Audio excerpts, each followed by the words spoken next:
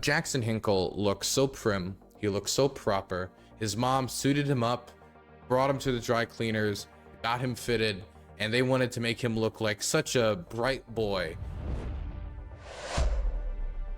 And so they shaved, they got his hair did up, he put on a nice little tie, and he didn't say any slurs, not a single one. He didn't call anybody slurs, he didn't call to the death of any journalist, he did not attack all of his enemies, or even go up there and show a single image of a dead body and then misidentify what war is from, which he's done multiple times, bringing out pictures of dead Syrian kids and saying, oh, look at these Palestinians, when, I mean, there's plenty of pictures of dead Palestinians, but never a good time. It's never a bad time to grift off the corpses that you supported the creation of because he's a strong Assadist. Anyway, putting all that aside, putting all of that aside, Jackson Hinkle is here to talk about a serious issue. And that issue is how great the Russian occupation is for Ukrainians. You know, he walked over from Russia into occupied territory with Russian soldiers, patrolled around, made it all about himself because he said that he was being attacked for a killing by the Ukrainian government, when it was really that there was a war going on. He heard an explosion, panicked, and then made it all about himself. But while he was doing that charade, he picked up a lot of information, and he wanted to tell us this information. Mind you, this is somebody to this day who denies that Bucha was committed by the Russian army. This is somebody that to this day continues to support the Russian invasion of Ukraine while calling himself somebody for peace, right? This is somebody who went from being a TYT Bernie bro to being an over-the-top pro-Russian, pro-Hamas fascist, right? That's who this guy is. That's the type of people he runs with. He goes to the Russian government, hangs out with their people, parties with them, will then deny the war crimes that we have documented evidence of, and then call himself a journalist. He's not a journalist, he is a propagandist. But the reason he gets to talk at the UN, because I saw many people like saying, shut down the UN, I can't believe, why would the UN do this? This was not a decision by the entire United Nations. The vast majority of the United Nations condemn Russia, condemn their invasion, they voted against it. The vast majority of normal, sane people are against the garbage that he spews. The reason he can do this is because currently Russia is the head of the UN Security Council. And as head of the UN Security Council, they get to be a drama queen. They get to call as many meetings. And here, honestly, the main thing they get to do is call hearings and meetings like this and try to bedazzle the public with the Ruski Mir.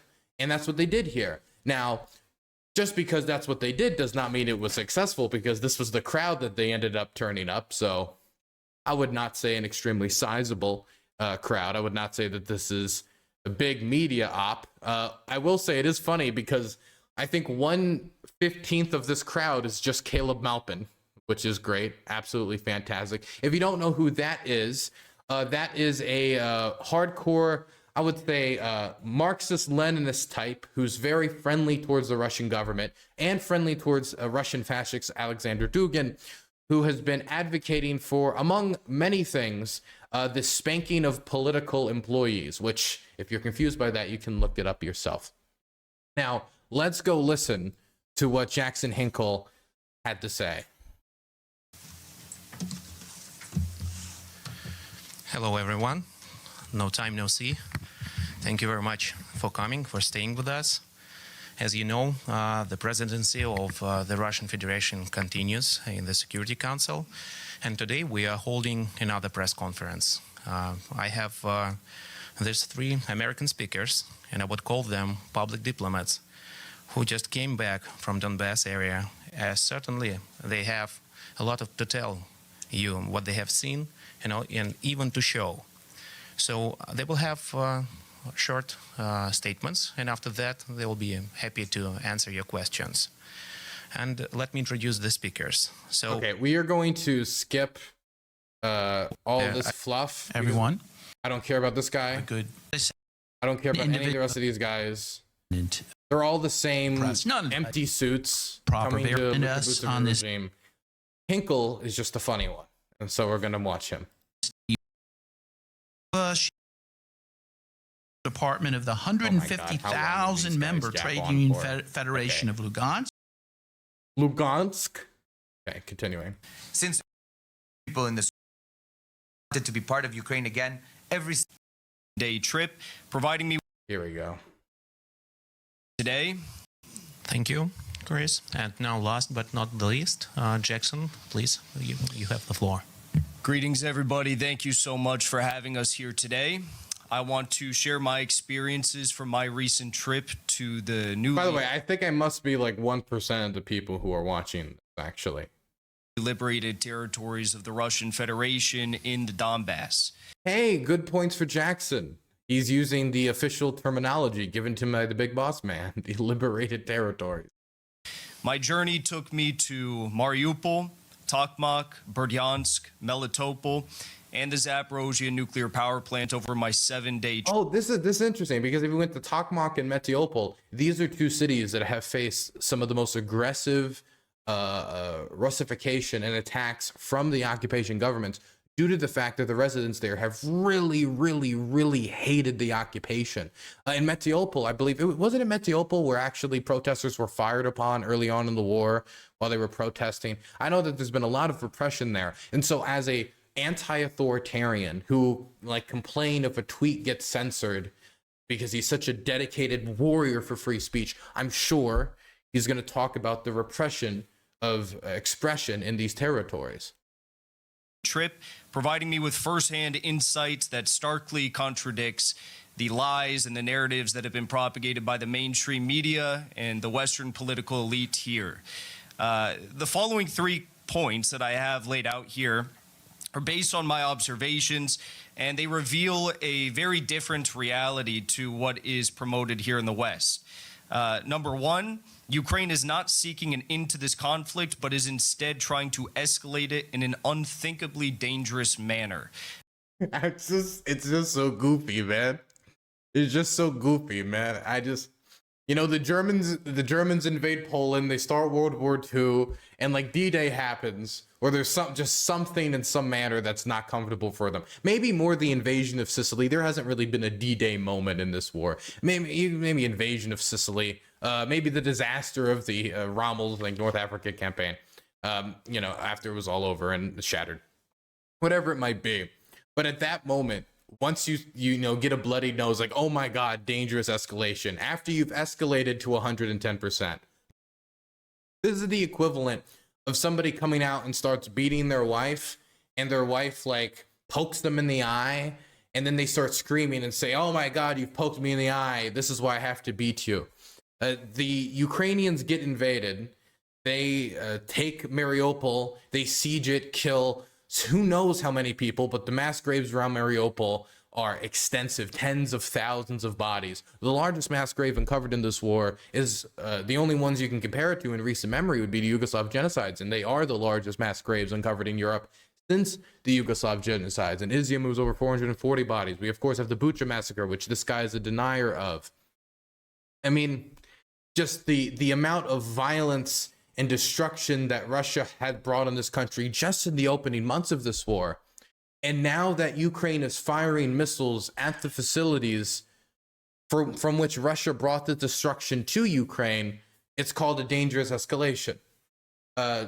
Somebody getting robbed in an alleyway, pulling out a pistol. Oh my God, they've escalated the situation. How terrible. Somebody trying to settle a dispute between family members as one beats the other as they start pulling them back. Oh, they're using physical force as an escalation. It can only be considered an escalation if you think shooting back is an escalation above a war has started and it's to capture your entire country. Because that's what Russia was trying to seek. It was trying to seek the end of Ukraine's territorial sovereignty in its entirety by marching on Kiev. There is no way to escalate past that outside of what? Nuclear detonations. The escalations that are being talked about is merely matching what Russia has been doing to Ukraine for the entirety of this war. Number 2, the people of the Donbass do not want to remain under Ukrainian control, but instead hold a great admiration for the Russian Federation and for President Putin. Number 3, I just say the Donbass is a garbage place to live. And I'm saying that with full sincerity. There's no job opportunity. There's always the threat of explosion ending your life. There is everybody near you is like over the age of 70. There's no youth there, and the only kids there somehow always end up getting killed by explosives, whether it be mines or bombs or whatever it is. Not only is there no job opportunity, but you know, occupying armies do have a tendency to do a lot of executing and looting and murdering, and not good times. The companies that are coming in to rebuild the territory, that rebuilding that is taking place, are unbelievably corrupt. They've been paid off by the family members and friends of those in power. They're given as gifts these contracts to their friends and buddies who have no experience in these industries. And so they just hire their friends and buddies to go do this work. And so you've just got favoritism stacked on top of favoritism, leading to gaping holes in building that have already been marked off as rebuilt in Mariupol. You've got gaping holes in the roofs. You've got gaping holes in the sides of buildings. You've got toilets don't work, exposed pipes, leakage, no working air conditioning or heat. And this is nearly 2 years after the battle was over. And that they've already started this gigantic colonization project to bring in 200 to 300,000 people in. And I am positive Jackson Hinkle has met people that want to be part of Russia, because many of them are just Russians who have moved into Ukraine over the last 2 years. If you look at the numbers, they're bringing in like 400, 500,000 people to take over the houses of the people that the Russian army pushed out. I mean, that's what's happening in occupied Kherson. That's what's happening in Mariupol. That's what's been happening in the occupied Donetsk and Luhansk Oblast for like better part of 2 years. So I'm sure he could find someone.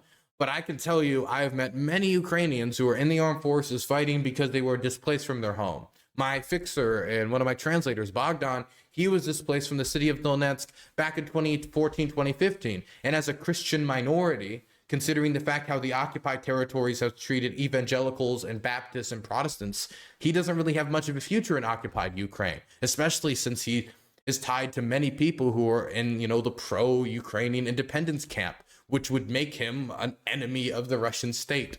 I mean, if you don't accept any Russian citizenship in occupied territory, they have the legal right by Putin's executive order to take your land, take your territory, take your home.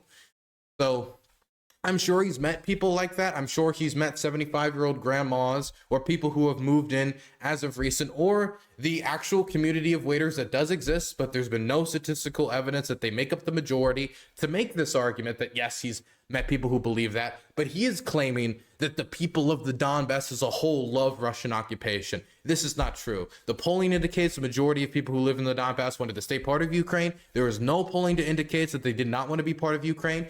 During the 90s, they voted to become part of Ukraine. And over the last 8 to 10 years, they have been systematically removed from the Donetsk region and displaced all around the world. I remember growing up, going to Ocean City, Maryland, going to the Ferris wheels and restaurants and meeting Ukrainians that had been displaced from the war. And they've gone all over the world, and many of them have no idea if they'll ever be able to return home. But the idea that people of the Donbass believe this, you have to make the people of the Donbass, the Russians who've moved there over the last 8 years, and the small minority who did actually accept Russian occupation. You have to exclude all the people that fled. You have to exclude the people in Kramatorsk, the people in Konstantinivka, the people in Chasiv Yar. You've got to exclude so many different people.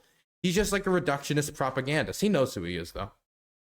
Ukraine is not defeating Russia, but is instead using its Western support to carry out horrifying acts of terrorism against the people of the Donbass that they claim they want to save. It's just like, this is like horrifically pathetic. The same day he said this, there was a building in Dnipro that gets destroyed. Over 50, 60 casualties, 5 dead, over 50 injured. Horrific tragedy. And a few days before that, there was a strike in Zaporizhzhia. Some days before that, there was strikes in Kharkiv. All of these terrible, terrible death tolls. And I mean, like, there's no comparable data to be like, okay, there was the Ukrainian armed forces killed 100, 200 civilians in comparison to Russia's 50. There's like no way he can make this argument as a staunch defender of the invasion, as somebody who came from a peaceful perspective, as somebody who said the invasion wasn't going to happen in the first place, as somebody who said that now that it has happened, it was only going to last a few months, from somebody who has from every point of this war gone from, no, I'm pro-peace, there's not going to be a war. Oh, snap, there is a war. Well, it's going to be short. Oh, I guess it's long. Well, now, stomp them, stomp them, stomp them. He keeps shifting his goalpost to whatever is best suited to the Russian government and their interests. And now he's here at their invite, speaking at the UN. So first, let's talk about Mariupol. It's the first place I went. During the hour-long drive into Mariupol, I've met a lot of Mariupol refugees talking about how terrible they were treated under detainment. Many of them, they were talking about how little food they got, how little water they got, how they had to hide underneath buildings day after day, night after night, due to how horrific the bombing was, how disgusting the filtration system treats civilians, especially if that civilian has any connection, even through distant family, to those serving in the armed forces of Ukraine who are against the Russian occupation. which we made very late in the night. I remember I filmed that, and you can check this out on YouTube Shorts on my main channel. We filmed and talked to the parents of children who had to flee Mariupol. I've interviewed refugees. I mean, Mariupol refugees is just all across Ukraine. But there's a lot of them still around refugee centers because they found it difficult to support themselves now that their whole lives were basically turned upside down. I saw over 1,000 construction vehicles on the highway into the city. And that's not me being hyperbolic. It's true. I've never seen anything like that in my life. Literally, it's literally Potemkin village, man. Potemkin village in the same country that the Potemkin village. Whatever. The history of the Potemkin village is like after the horrific war that Russia was fighting in order to take over the territory. I forget exactly where the Potemkin village was. I think it was in Crimea or it was in Ukraine. I forget the specifics of the story. But the point is that there was very little in the form of actual architecture or stuff that wasn't left burnt and destroyed and hurt by the actual fighting. And so one of Catherine the Great's advisors made like little villages along the pathway and repaired stuff along the pathway from where Catherine the Great was going to travel to give the impression that they had actually conquered such valuable industrious territories, or at least that's how the story goes. You know, it might be myth or legend. I don't know the, you know, I'm not a historian. You're gonna have to ask somebody better than this on that. But I mean, come on, this Jackson taken on a Russian government tour to then speak for them on their behalf at the UN, sees a bunch of construction vehicles, thousands of them along the route he specifically chose.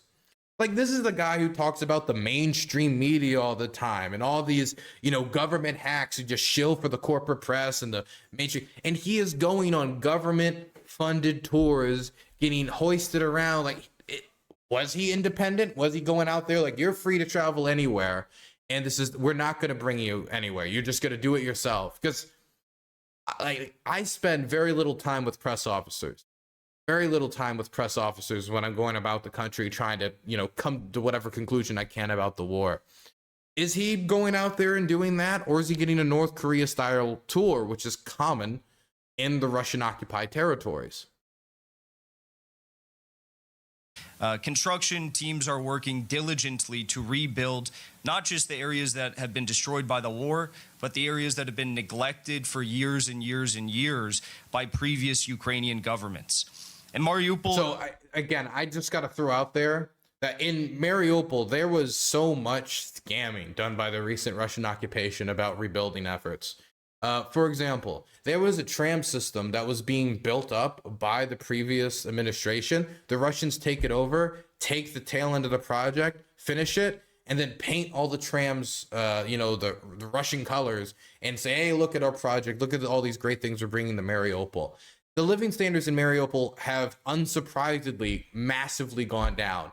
A lot of the population is left. A lot of the population is dead. A lot of the infrastructure is still destroyed. And a lot of the repairs that were done shoddily. I believe it was it Bloomberg that did some good reporting on this. But if you look at like Mariupol construction, and you look at, I think there was yeah, here we go. By the Financial Times. For 2 months in the spring of 2022, it was a scene of fierce fighting between Russia's army and Ukraine. When they finally captured the city, almost half of it was destroyed. Moscow wants to show its rebuilding of the Russifying of the city, but a Financial Times visual investigation shows the reality is very different from the propaganda.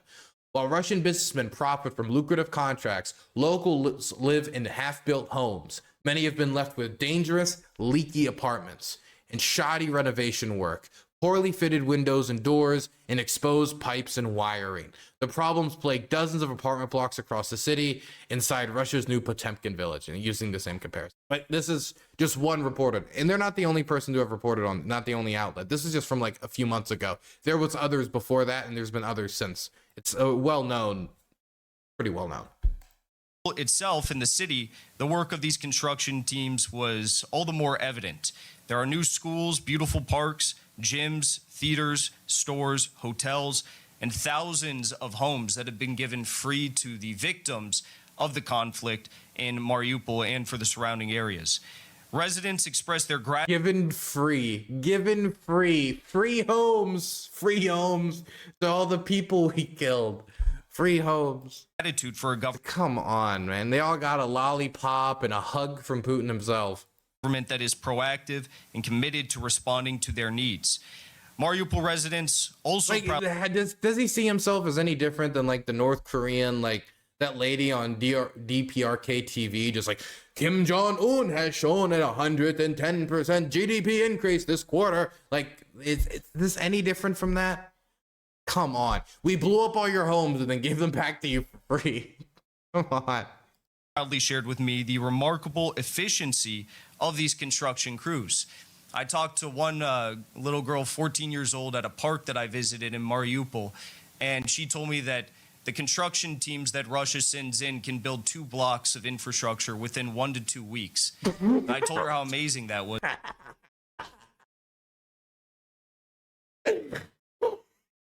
Fuck off. Oh, come on. I was speaking to a 14-year-old girl who was well informed on the issues of construction in not only Russia and, you know, just general like rules about construction and regulations, but of course of the time it takes to build apartment blocks in Mariupol. And this 14-year-old girl, who had of course done much studying into the issue, came to me and said, Papa Jackson, did you know it just takes Russia 1 week to rebuild an entire apartment block? Isn't that amazing? Well, you know, maybe that's the problem. Maybe that's why so many of these apartment blocks have shit windows, the pipes are exposed. It's because they're only taking a week before ditching with all the money. Was because in America it takes years to get a... Excuse me, don't question this guy, okay? Don't question this guy. As he's about to go into his anti-America rant to compare Russian construction efforts to American construction efforts, saying this 14-year-old girl told me they could do it in a week. In America, we got woke regulations making it so we can't build any homes. Come on, man. Hey guys, I want you all to know, I was talking to a 7-month-old the other day, and he told me that he respects Zelensky's intuitiveness in fundraising for the war internationally and is willing to stick it out till the end. And if the Ukrainian government calls him up at 9 months old, he will go out there, grenade launcher in hand, ready to take out the entire Russian armored corps. The construction teams that Russia sends in can build 2 blocks of infrastructure within 1 to 2 weeks. 2 blocks of infrastructure. That's what she said? I thought it was 2 buildings. Oh, of course. The girl was like, you know, is it a week to build a block? No. It's you know, I would say it's 2 blocks in a week. You know, of course, it depends on the structure of the rebar, and it depends on the contracting regulations of the district, because, you know, locals have to, of course, review the construction plans and see how it's going to affect with noise pollution. But generally speaking, she has like a hard hat on. She's got like a union guy behind her, like smoking a cigar to the bone. Come on, Susan, get back on the job. Here's the welder. Get back up there on that skyscraper. We got to build. And I told her how amazing that was, because in America it takes years. The only time Russia was constructing good quality stuff at that speed is when they had like 100,000 German slaves after World War II. Years to get. And by the way, there's a lot of apartment blocks in Ukraine built by those German slaves. And guess what? Still holding up. a permit to build at least one See, maybe Stalin was a Georgian, Confederate the whole time. road. But that was the truth. That's what was really going on, and it was incredible. The massive reconstruction effort essentially shows a nation that is actually committed to rebuilding and supporting its people, which is something that we have long abandoned in this country with our government. Wow. Wow. This 14-year-old girl made me realize that truly the West was doomed. Next was my visit to Tokmak. This was located about 15 kilometers from the front line, and this was a very stark revelation for me. Contrary to the claim... By the way, this region of occupied Ukraine hates the Russians so goddamn much. Out of all of the occupied areas, when you're talking about Mariupol, like this area, they hate the Russians more than anyone. They're the area that has the most resistance. They're the areas that have the most car bombings, assassinations. Like, anytime I read that something's gone wrong for the Russians in occupied territory, it's usually in this part of the country, which is also, funnily enough, where the Ukrainians would probably center offensives to try to liberate southern Ukraine. That's what they did during the counteroffensive. But the areas he's talking about right now are the areas that would, if nobody was looking, like all the Russian soldiers would get shanked in the neck. Claims that Ukraine seeks to save the people of the Donbass from Russian invaders. The truth was far different. Okay, by the way, he said to save the Russians of the Donbass from Russian invaders. He's talking about Tokmak right now. Does he even know Tokmak is not in the Donbass? Tokmak is in, as far as I believe, it's in Zaporizhzhia. Am I right? Yeah, it's in Zaporizhzhia. So number one, he's got his regions mixed up. Maybe he had, you know, some collaboration like problems. He collaborating with the Russians too hard. He got tired. I don't know. The truth was that I witnessed a horrifying campaign of terrorism against innocent civilians living in the city of Tokmak. The first site that we encountered in Tokmak was a massive crater from a missile that had exploded just a few feet from a kindergarten playground. Dog, if I had $1 for every kindergarten or school that had been bombed by the Russians that I had met or I had seen, oh my gosh, I think I'd have like $12. Actually, I've seen a lot of blown up schools and kindergartens. I documented it in Kharkiv. That's public record. I documented a lot of it in Kharkiv. Probably like 4 or 5 blown up schools in Kharkiv. At least it was like 2 or 3. Actually, on the other, funnily enough, the area he's talking about, I've documented 2 destroyed schools on the other side of the front line he's talking about right here, that the troops that were guiding him around and driving him around probably bombed. And was like, oh, look at this terrible school. Then right back to their position that got blown up. It's so awful. By the way, he said close to the school. Didn't even, I don't know if he's saying it hit the school itself. He said it blew up near to the school, near to the perimeter of the school. I don't know. We'll give him the benefit of the doubt and say it hit the playground.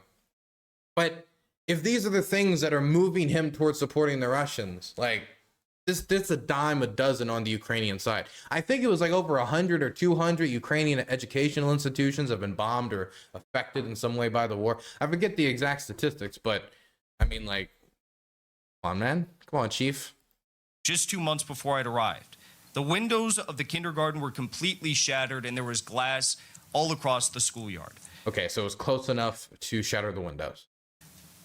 In addition to that, we also went on and moved 1 street over. By the way, the buildings I saw, like the school buildings I saw, there was no school building left. Like, I don't know if you guys know Anastasia, good friend of the channel, had her on multiple times. We went to her school, there was no school left. The school was gone. Same thing was true of a school we saw on the other side of the front line he's talking about. Their windows weren't shattered, the whole school was gone. We saw another one actually in Chasiv Yar when I was with Dima. That school, I think, was mostly there. Its windows were shattered, similar in the fashion he's talking about. But that explosion actually happened directly in the middle of the school playground. Man, now all these schools are coming back to me now. Sorry. Where we saw a civilian building that was hit by a U.S. Atacms missile.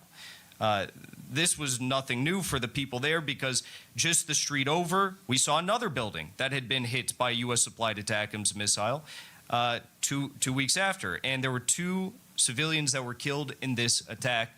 Several others were injured. Very sad. I had the opportunity to climb all the way up to the top of that second building that was hit by a U.S. missile. And there was a few of us journalists that went up there. It was very dangerous because the entire roof of the building had collapsed. Shut the fuck up, you fucking loser. But what shocked me the most was in the building, I didn't see Russian. Like, okay, let me put it this way. When he's talking about, I stepped on this building, it had been hit before. The danger increased because I was near an explosion that happened a week ago. Like, get the fuck out of here. This is like going to like 9/11 a week after and saying, I'm the victim. Like, what, dude, come on. Like, let me get, for comparison,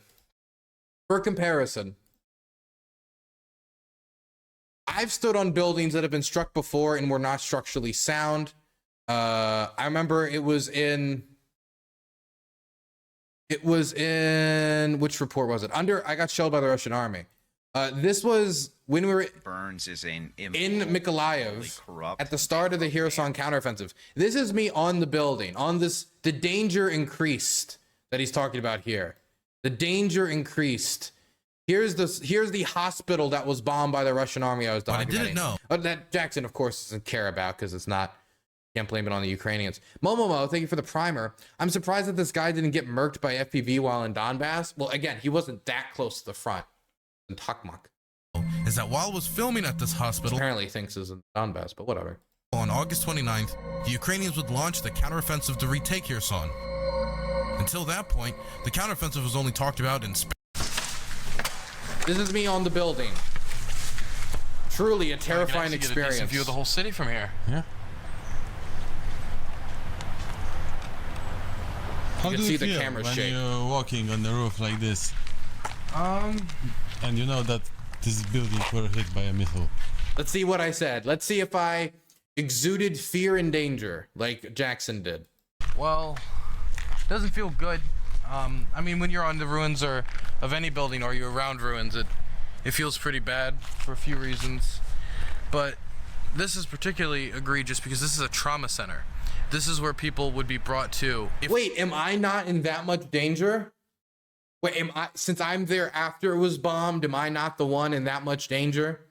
Did I have a choice whether to climb up and down that building and so you don't make it about yourself? The dangerous thing this day was when the Russians were bombing the city center.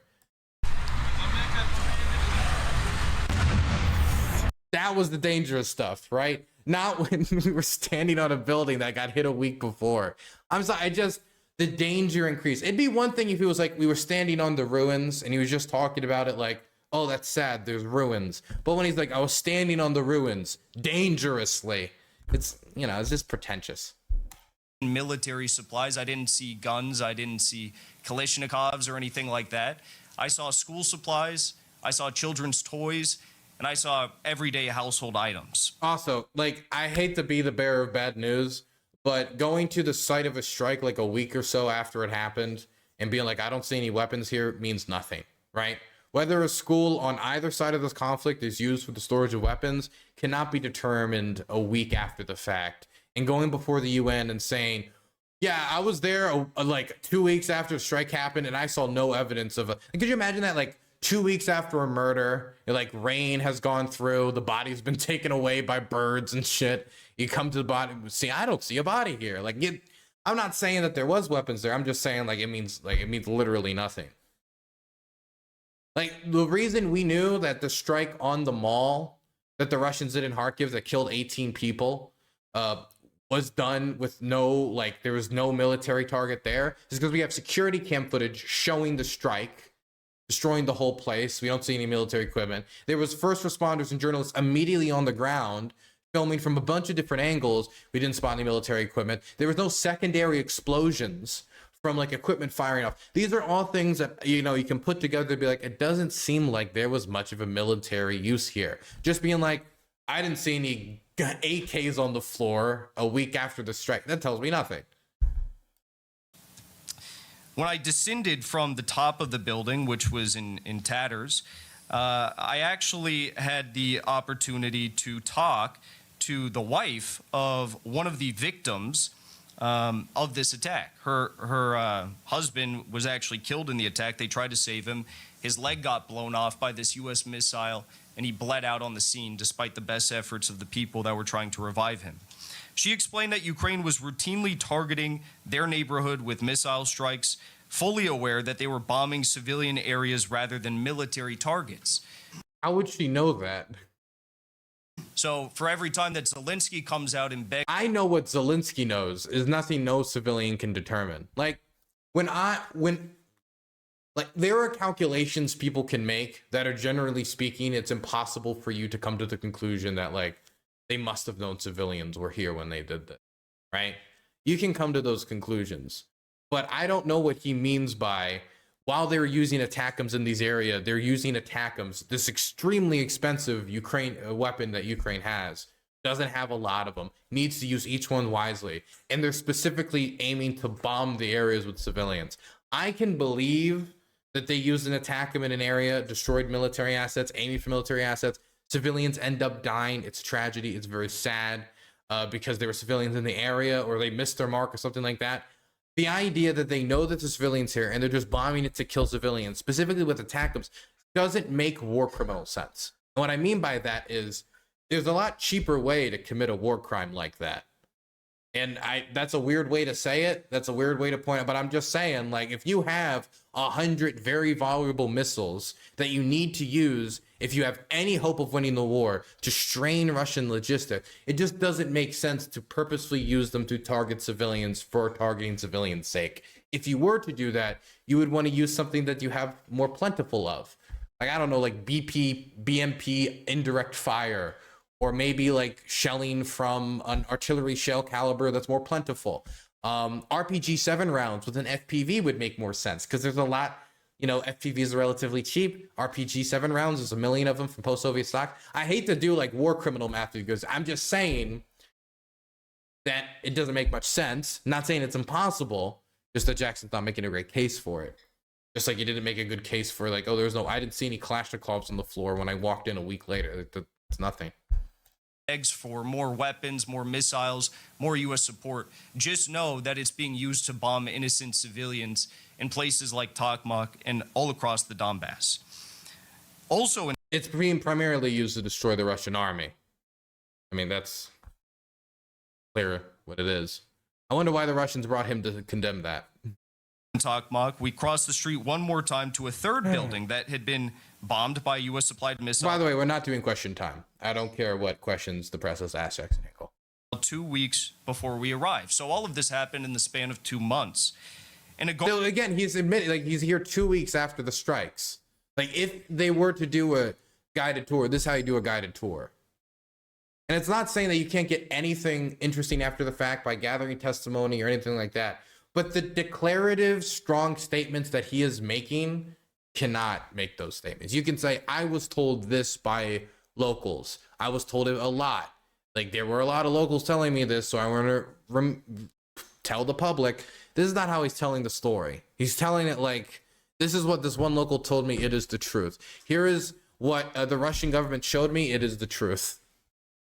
Garden in front of the building that we visited, several elderly residents. Also, I'll be blunt with you guys though. If you want to go to either side of this war, you will find civilian casualties of every stripe, of every age, very sad circumstances. And Ukraine has killed civilians as well. That's absolutely undeniable.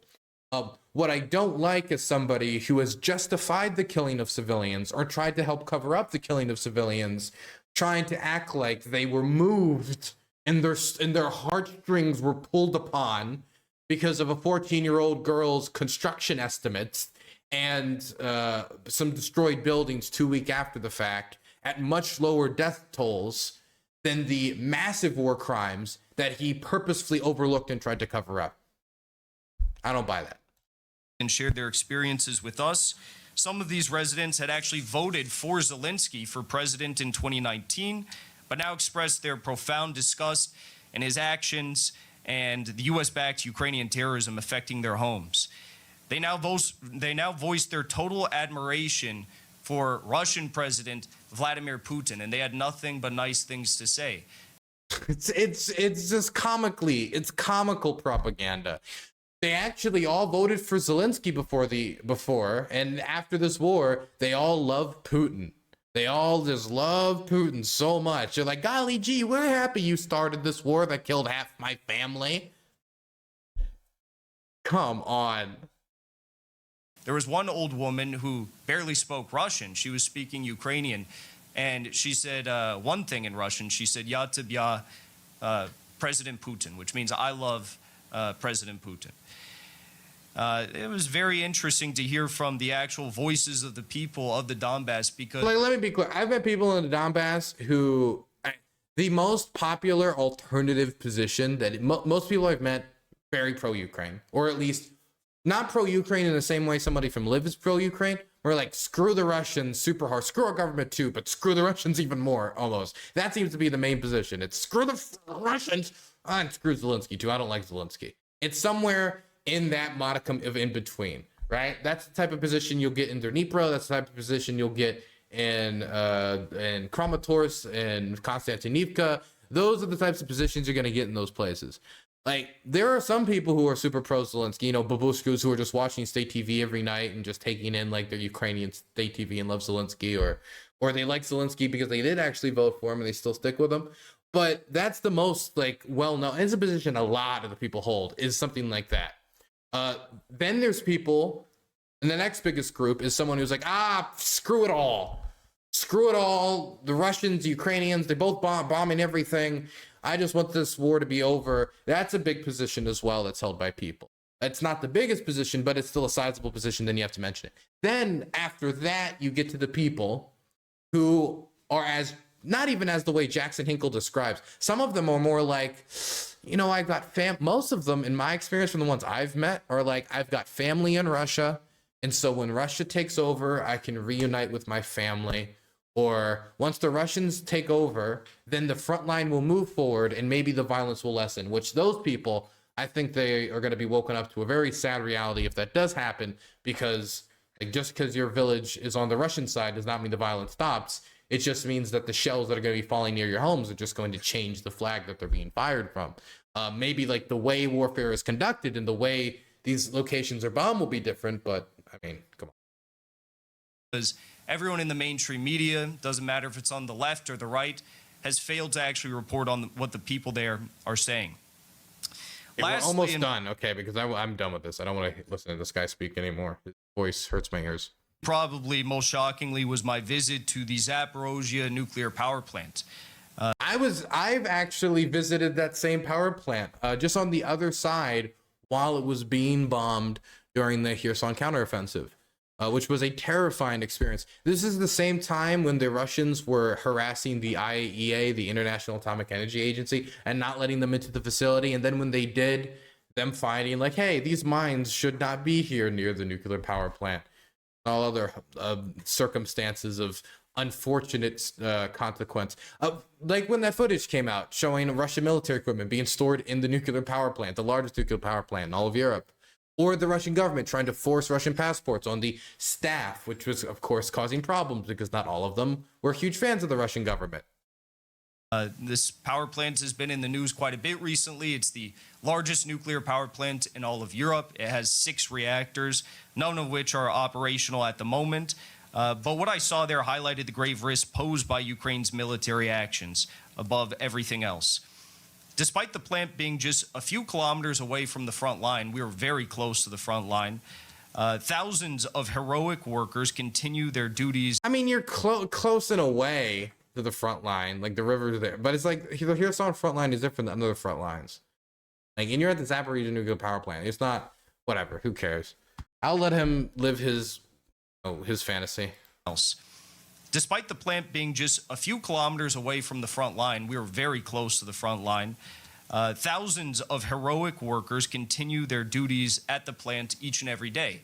95% of these workers worked at the plant when it was under Ukrainian control.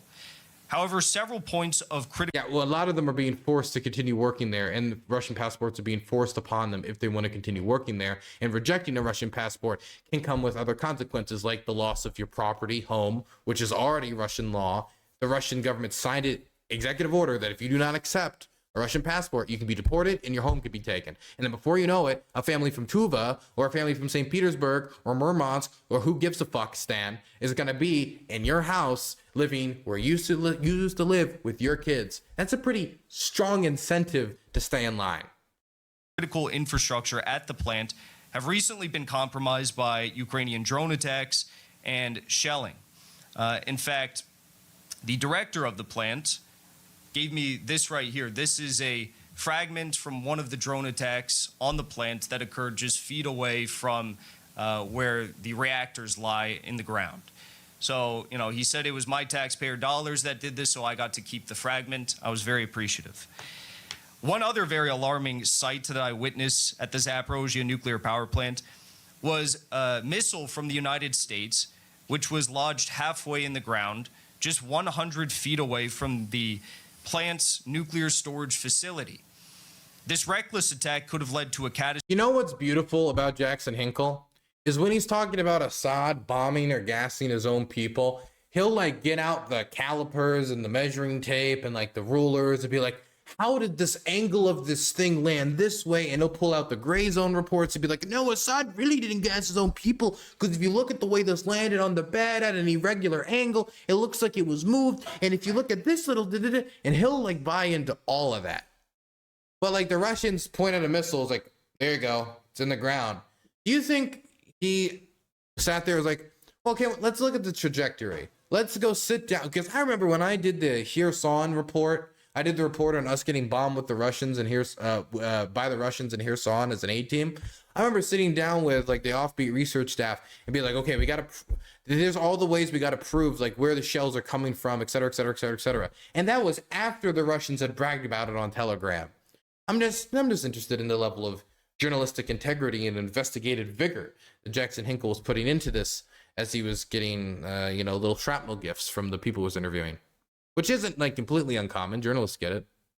But I said journalists get it. So do propagandists, though. Catastrophic nuclear disaster, endangering millions of lives. Such actions are far from the moral code of conduct that any real military, any just military should uphold. In conclusion, by the way, the Russians, if he's saying that, because we don't know who bombed what when the plant goes, these explosions are happening. It's not impossible for me to think that the Russians accidentally bombing it, that they really did blast the mines, they might have purpose about, who knows, the Ukrainians could have bombed it. I have no clue. I'm not there when it happened. Even when I saw it getting bombed, it was hard to tell where these shots were coming from. It was in the middle of the night during a thunderstorm. The Kherson counteroffensive was insane. I just love the surefire attitude that anything the Russians tells him is true, but everything else needs to be questioned by Max Blumenthal and gang. My observations from the Donbass reveal a reality that is starkly different from the narratives presented by Western mainstream media and politicians. The truth I've witnessed shows that Ukraine is not on the path to victory. The truth I've witnessed. He saw one perspective of a war once. Now he's come back like a changed white woman in her 20s that just got back from India. But rather escalating a conflict where there is no need to do so. The horrifying acts of terrorism carried out against civilians in Tokmak and the reckless jeopardization of nuclear safety at the Zaporizhzhia power plant illustrate a deliberate strategy of violence and escalation. Again, like the thing, a deliberate strategy of violence. What does that even mean? Violence towards what? The Russian army? Everyone can admit to that. Deliberate against civilians? He would have to prove that the HIMARS strike was meant to target those civilians. Maybe if the building was like marked clearly as civilians, like written on the roof or in front of it, then, there would be more of a consensus. Who knows? Which did happen in Mariupol, and the Russians bombed that building, killing hundreds. If people want to look it up, look at the drama theater bombing. It's a horrific instance of Russian war crimes that Hinkle did not care about whatsoever. I believe actually Hinkle might have blamed it on Azov, if I remember correctly. It's been a while since that reporting was being done.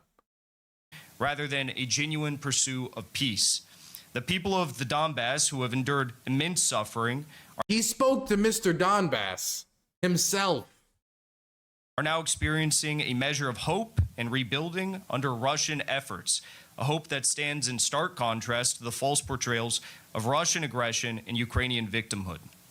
I think today more so than ever before, we need to heed the words of the now free Julian Assange, who once said, "If wars can be started by lies, peace can be started by the truth."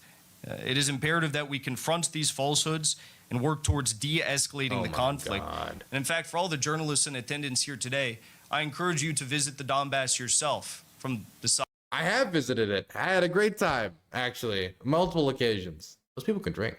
We confront these falsehoods. Even though technically you're not allowed to buy alcohol at the stores, they can still and work towards de-escalating the conflict. And in fact, for all the journalists in attendance here today, I encourage you to visit the Donbass yourself from the side that's been liberated. No, don't go with Dylan. Don't go talk to those villagers. Those are the evil villagers. Those are the Banderite villagers. They don't have Russian soldiers with AKs behind them. Go talk to our villagers. Yo, I've interviewed villagers condemning the Ukrainian armed forces with Ukrainian soldiers standing right there, just having to stand there and kind of take it. I remember that happened not far from Chasiv Yar. I was with the 56 when it happened. They were condemning both sides, but they were also condemning the Ukrainians. They're saying the Ukrainians bomb us, the Russians bomb us. That conversation can happen in front of those soldiers. Do you think Jackson at any point ever interviewed somebody, or he certainly hasn't talked about it, that was like, fuck the Russians, they suck, or would feel confident enough to say that while he had a Russian press officer near him, knowing that something like that could easily land you in a penal battalion or in prison? CNN has indicated that they want to come out with me on my next visit to Donbass, so we'll see if they stick to their word. But if any of you... Dude, it'd be so funny to watch CNN be like, the Russians told Jackson that this bomb hit civilians. He asked for no evidence, said, sad, and then moved on. You want to come out, we can talk. Most importantly, we must commit ourselves to reporting the truth, shining a light on the innocent civilians caught in the crossfire, and seeking a path to genuine peace. Only through truth and transparency can we hope to resolve this conflict and prevent the devastating possibility of a global catastrophe. Thank you. Oh, God. What a smarmy prick.